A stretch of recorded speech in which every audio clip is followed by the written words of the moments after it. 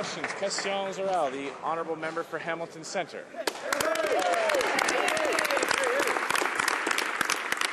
Mr. Speaker, another foreign takeover approved by the Conservatives and another round of pink slips for Canadian workers. Hundreds of staff summarily fired at Tim Hortons headquarters are just the latest sad reminder of the Conservatives' failure to protect Canadian jobs.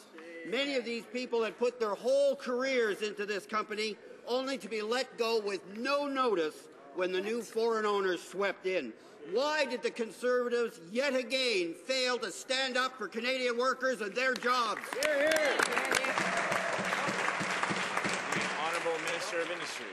Well, Mr. Speaker, of course, anytime someone loses their job, we feel a great sorrow for those who are going to be affected by that. But what, of course, the member for Hamilton leaves out is that because of this foreign investment into this firm, Tim Hortons is now going to expand with over 500 new restaurants in Canada, creating jobs all across this country.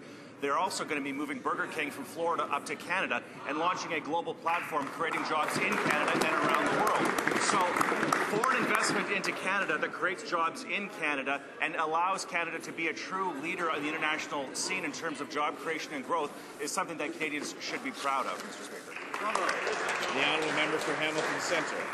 So, if I get this right, losing jobs is good news for the Canadian economy, according to the Conservatives. Hundreds are being shown the door with no warning, yet this minister expects congratulations because he signed a secret deal to only fire 20% of the staff. Conservatives rubber stamp these deals with no transparency and have a record of failure when it comes to holding these companies to account when they break their promises. Just ask any of the thousands of former Stelco workers in my hometown of Hamilton. When will the Conservatives stop signing secret deals like this that consistently sell out Canadians and their jobs? The Honourable Minister of Industry.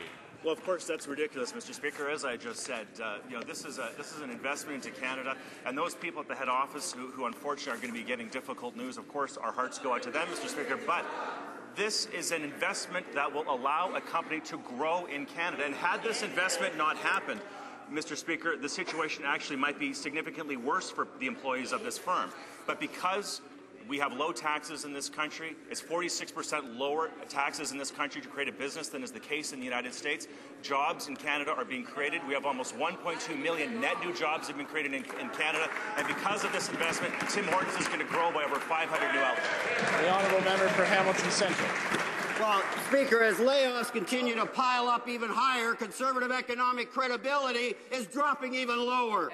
Canada just had its worst year of job growth since 2009, and plunging oil prices and federal downloads are set to tear multi-billion-dollar holes in provincial budgets. Mr. Speaker, with the health of our economy and the jobs of so many Canadians at stake, why does the Prime Minister continue his political petulance and refuse to even meet with the Council of the Federation? The Honourable Parliament Secretary of the Prime Minister. Thank you very much, Mr. Speaker. Mr. Speaker, as you know, the Prime Minister and the members of this Cabinet regularly meet with their provincial and territorial counterparts. In fact, Mr. Speaker, the Prime Minister has held over 300 meetings with provincial and territorial premiers since taking office in 2006, Mr. Speaker. With respect to the economy, of course, the economy continues to grow. We're very proud of the fact that close to 1.2 million Canadians are working now who weren't before, Mr. Speaker. The economy continues to grow. It is a very positive record. We're balancing the budget, growing the economy while cutting taxes for Canadians, Mr. Speaker. That's good news for all Canadians, and the opposition is to celebrate that with us.